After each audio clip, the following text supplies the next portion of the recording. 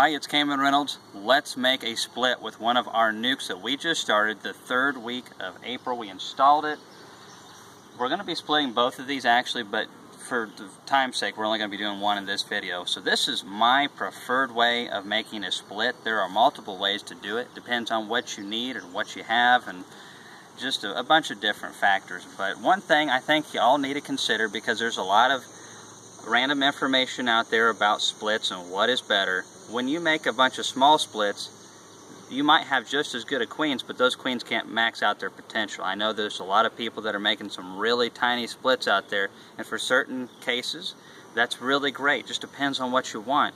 But just keep in mind that a queen with a large nurse bee force is going to be able to lay up to her potential, whereas she has a little bit, she can't. So some of these guys, I see them, they get a nuke, and then immediately they split them in half. They're like, well, I'll purchase a queen, and I've got 2 queens, and I've got 2.5 frames of bees here, 2.5 frames of bees here, and they think that they're ahead. Where in fact, if you had 1 queen for those 5 frames of bees, you'd end up with the same amount of brood, because the queens can only lay up to the nurse bee potential that they have. Now, eventually as they grow, 2 queens is better than 1, but we're going to be making a big split here today. Alright, so basically we're just going to be cutting these colonies right in half. One of the things that I don't really like to do is just walk away splits where you just, many people like to do these. I'm not a huge fan of them because I think the percentages are too low in my experience. We're going to be giving this split a queen, and if you were watching our queen rearing videos, this queen was raised out of all those queens that we got out of the series that we did. And so she's been laying for a little while, and brood pattern looked good, so she's gonna help us grow our little bee yard over here. So on the walk-away splits though, what you basically do is you take 1 box here, and you try to equalize things out. If you're smart, some people just grab 1 box and grab the other and put a lid and set them on different stands. You need to equalize them out. I like to really know what I'm making. So we're going to be doing a little bit more intensive. I think in the long run it's better because the percentages are very good. I very rarely have a split like this not work out good for me. And it is hot today, goodness. Okie doke, so you also got to make sure that the queen's not underneath your inner cover or your lid, whatever you're doing. Let's go ahead and get this frame feeder out of the way.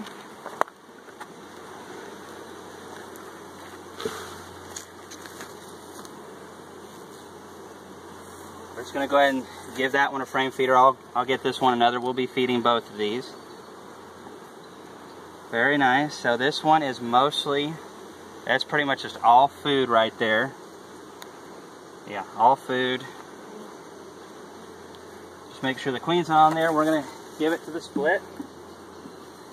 It's important that they have adequate food, or it doesn't matter how good the queen is, she will not be able to lay good. Alright. This one is mostly food on the other side, and there's some brood over here. Let's set that over there for now.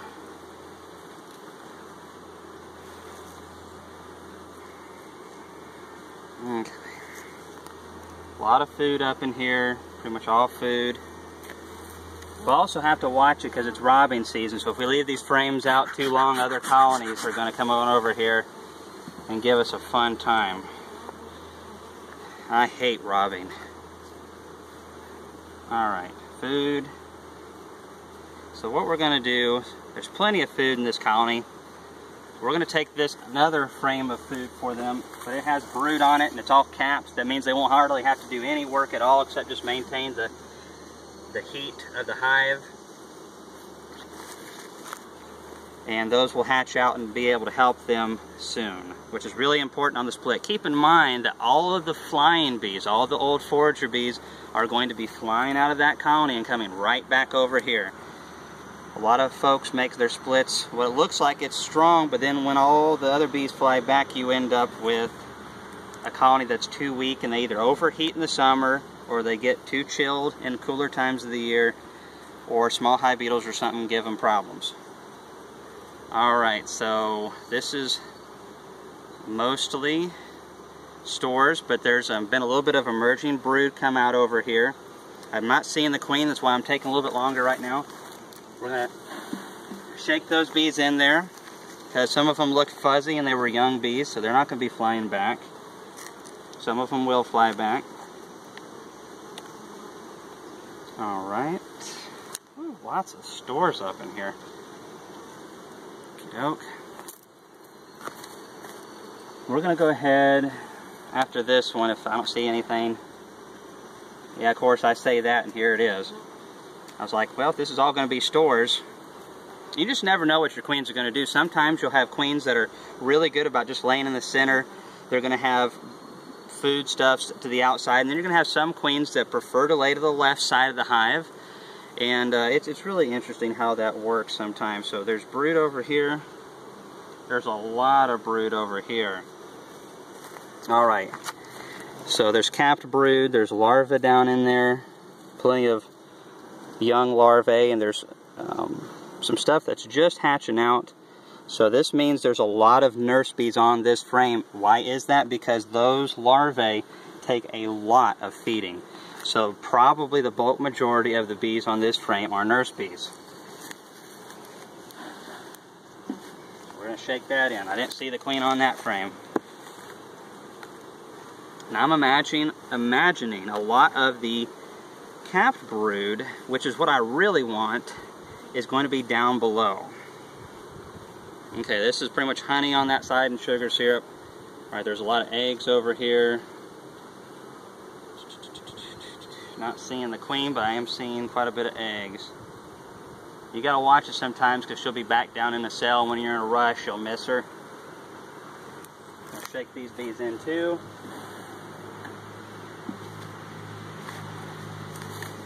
Alright. And I don't see her on that frame. It looks like it's mostly honey, so let's go ahead and drop down to the next box. After we throw these in,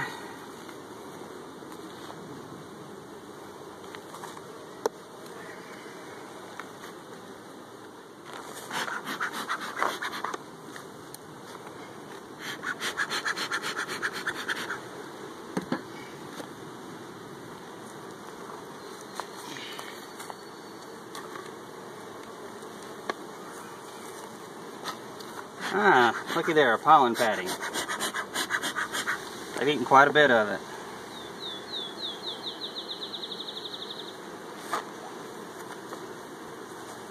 See that, Laurel? Alright. We're just going to peel this out of the way. This was about 3 times this size just a couple days ago. There's a little bit of beetle larvae in there. I don't see a whole lot. I've seen 1 or 2. Big deal. Our bees are growing because of that patty. Those of you who have lots of pollens coming in right now, don't need it. We'll be showing you very soon the differences in a colony that's being underfed and one that's being fed well. Alright, I bet the queen's somewhere close over here. Alright, there's some eggs. Big old drone. Oh, there she is right there. It's a red queen from our colony line, raised September. The nuke overwintered, and then was entered into this package versus nuke challenge this year. So fantastic, we found our queen. I'm going to lean this up here real quick, and then I'm going to pull these 2 frames and I'm going to stick her all the way onto this left side so she's out of our way. Now you could grab her and put her in a cage. Oh yeah, this is kind of what I'm wanting right here. I'll show you here in a sec. I like to get those queens back in the hive if I can. There's a lot of bees clustered underneath this hive, and there's some out in the field. Alright. Oh yeah, lots of capped brood there. Let's get that queen in and...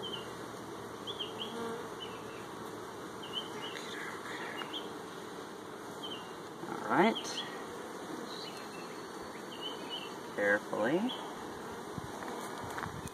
Alright. some good frames right here. So let's shake these bees off. I know that they're mostly nurse bees, because there's a lot of larvae right in here, so they're feeding those. That's just a dry cup right there.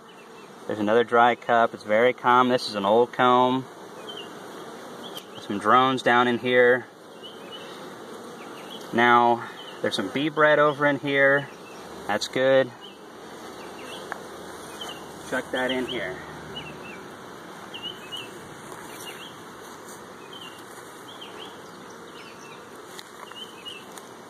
Now that we've found the queen, we can pretty much shake indiscriminately without looking at the frames, because she's on that edge frame.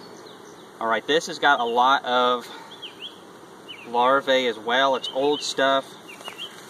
You can see these right here where they got the hole here, hole there, the hole there. That's where they're capping them. This larva is so old they're starting to cap it. That means they don't have to do hardly any work to this. So this is a great frame to give to this split here.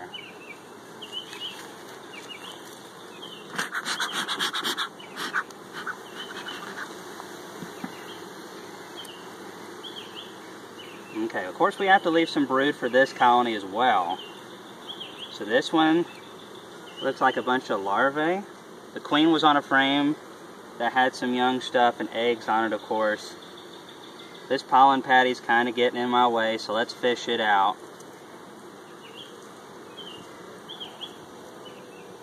Alright. There's a lot of larvae.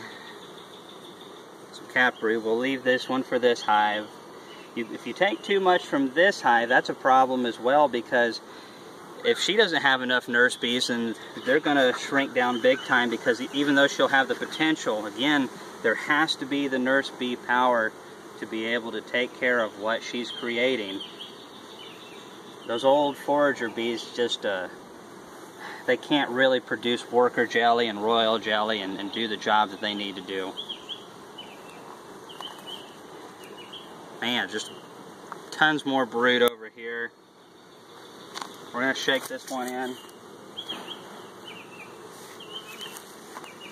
Yeah, this is hatching out right here. All this side's hatching out. You can see that right there. 1, 2, 3, 4. We might go ahead and give them this one. Oh yeah, there's even more hatching out on this side. We'll give them this frame. That's probably all the brood that we're going to give them. Again, remember that the bulk majority of the flying bees are going to fly back over here, so we got to watch out for that. I'm curious to see what we're leaving behind now. There's a little bit of brood over here.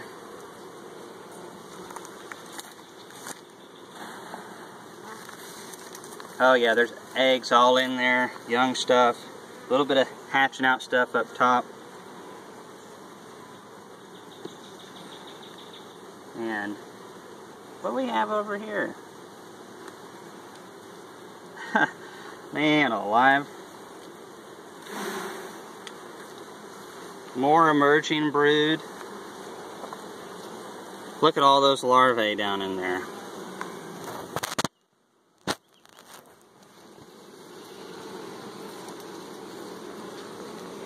I don't know if you can see that or not, but this queen is laying like there's no tomorrow. Look at these fuzzy bees right here. Fuzzy bee. There's just another fuzzy bee. Those things were just born. They're hatching out over here. It's awesome. Alright, so we're going to be shaking those fuzzy bees over here. And then we're going to look at this last frame. Woohoo! Real good. If I can get to it. There's bees everywhere. But this is a preferred method of mine for splitting. You give your new split plenty of workforce. The original colony has plenty of workforce. Both queens can lay a ton. Alright, so this is mostly food. Bee bread. And plenty of bees. So we've still got bees up in here. This seems like we're giving them a ton over here, but just remember, some of those are going to come back, and so we want to give them a little extra over there to plan for some of that loss. Now, we need to condense some of this down. Let's see, we've got 5 frames over there. We've already got 6 in this box. You know what? I'm just going to take this one. Take that over here.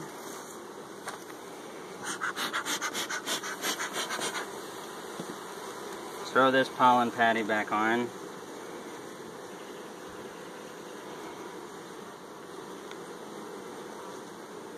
Get out of the way, bee.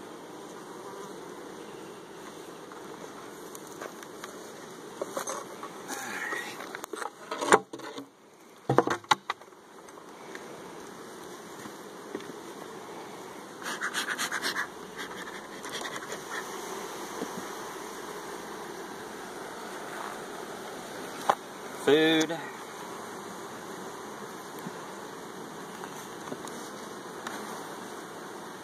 Oh, more food.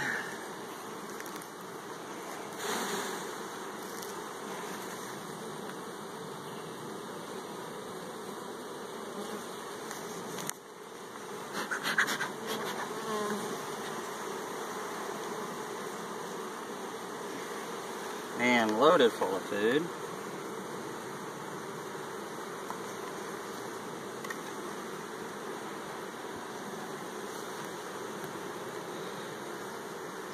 Food. Alright, here's a frame up here that had some brood on it. Yeah, lots of larvae and stuff. We shook the bees off of it. We're going to leave it in here with this colony. Try to keep the brood frames together. You want those nurse bees to have a close proximity to more brood, because that's where they're staying. And then if you can, take the time to give them a frame of bee bread, if possible, right up against the edge of the brood. That's typically what they'll do, is they'll have brood frames, rings of bee bread, and then nectar above, and then usually your heavy frames with bee bread are going to be the edge frames on that brood cluster. Especially in cooler times of the year, this is important, but I think it's important year-round. 2, 4, 6, 8, 9. Oh, goodness. Now, this is where I like to shake bees, just to get them out of my way, so that when I slide this down in here, I have less chance of crushing a bee. Alright. And we use smoke to help prevent ourselves from getting stung, but we also use smoke and stuff like shaking to prevent bees getting in the way of getting crushed. And it does happen, and it's an unfortunate event, but a good beekeeper is going to be able to raise tens of thousands of bees for every couple that they crush. Alright.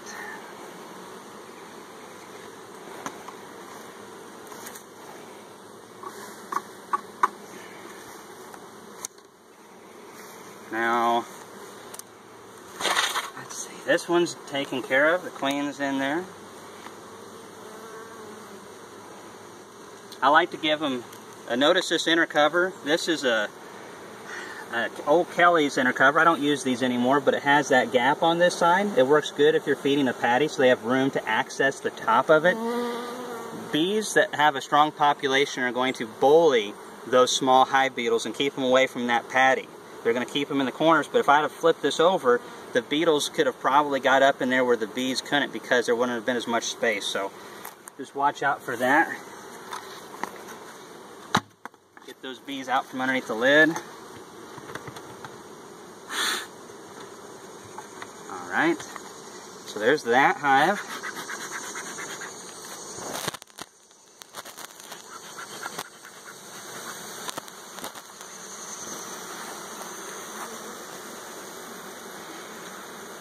This colony has plenty of feed. Many bee experts say that bees don't perform well unless they have at least 15 pounds of honey or sugar syrup. This colony definitely has that with all that has been on there. Now, some of it's honey that they produced during our spring flow, and we have been feeding these colonies, as you saw the pollen patty. We will be feeding this colony, but not right away as far as the sugar syrup goes. Because bees that are, been disturbed a lot like this, they can drown in frame feeders. Mainly because they're just, kind of confused and stuff. This isn't their hive, and their queen's now gone, and bees become unglued a little bit when they're like that. So we don't want to just pour a bunch of feed down into that frame feeder and risk drowning a bunch. Plus a bunch have been shaken down in there. So this is some queen candy right here. We're just going to throw a little bit of that on. That's going to do a couple things. One, it's going to give them some feed, which, just like you or me, when you're stressed out, let's go eat something. Ice cream, baby. I love it. Smoothies, if it's cold, especially this time of the year, that de-stresses me. And it's also going to help them accept the queen. Bees that are being fed accept queens better. So we're going to give them that little bit of feed. Now we're going to stick this queen between some brood frames. That's so important because we want a lot of nurse bees around her. So we're just going to carefully stick her like this. Now if yours has an attendant in it, or 2 or 3 or 5, that's okay, but make sure that you don't ever face that candy down, because if one of those attendants dies, they can block the holes on these things and the queen can't get out even if they eat through the candy. So just always try to keep them flat or even facing up or whatever. But they're going to start working on releasing that queen, and we'll keep you updated on how well this split goes. We're not going to be probably checking this colony for a week or so. It's a brand new smoker. It won't hold together. All my old ones, I can't hardly get them to open. This one, I can't keep it shut. So we're going to smoke them down, try to get these bees out of the way.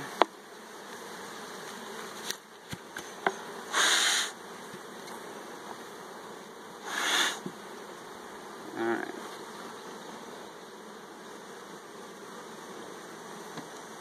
Yeah, but we'll come back and we'll feed about a week and give them some sugar syrup in that feeder, because they'll burn through quite a bit of that food. Alright, and there we go. Now we have a little entrance reducer here because they are a young colony. They can get through these holes and they can get through this top entrance a little bit. It's not a fancy reducer, but it'll do the job. Notice how I'll also have them in the shade a little bit over here. It won't make that big of a difference, but there you go. So now our package versus nuke challenge, we have 6 hives instead of 5. We're fixing to do the same thing to this one. So we're just keep growing bees, and as long as we keep feeding them, they're going to keep growing. That fall flow comes, they're going to keep getting bigger. And these are insurance colonies because, we lose colonies. Michael Palmer admits to losing colonies. Randy Oliver loses colonies. Everybody who actually is an honest beekeeper will admit to losing bees. If anybody tells you that, I actually had someone comment on this recently. They've been keeping bees for 10 years, and they've had 7 colonies, and they've never lost one. They average about 200 pounds of honey per colony, too. But for the rest of us mortals, we lose bees and things happen. So this is what we do to try to help things out. And, as beekeepers, we try to keep an eye and do the best that we can, but things don't always work out perfectly. I had a couple colonies this morning. The queens didn't return. They were going to go laying worker on those mating nukes. So instead of risking them going laying worker and filling up those combs full of drones and changing my worker combs into drone combs, I just ended up shaking those bees out in front of other colonies that were good and queen right, and saved those bees and saved my combs. And then I'll make some new mating nukes to replace those. Things happen. So hopefully this will help you make some good splits. Thanks for watching our videos. If you have any questions about the queen that we raised, I'm going to leave a link below so you can watch how we raised that queen. And any other comments or questions, leave them below. Thanks.